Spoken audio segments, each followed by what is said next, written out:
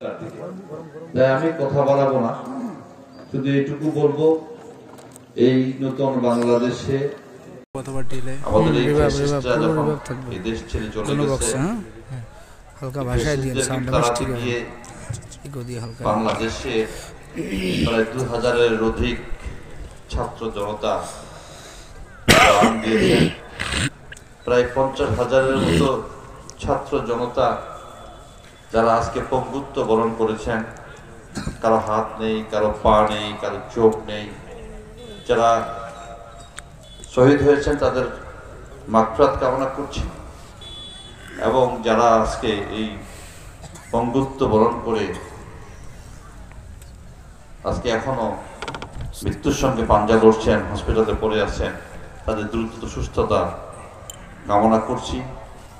এবং এই নতুন বাংলাদেশ যে ভাবনা নিয়ে এই নতুন বাংলাদেশের সৃষ্টি হয়েছে, সেই প্রিয় যুবক ভাইরা, ছাত্র ভাইরা যারা আন্দোলন করে দেশটাকে আর নতুন করে স্বাধীন করেছে,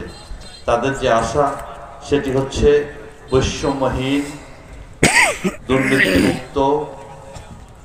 মাদক মুক্ত, সকলের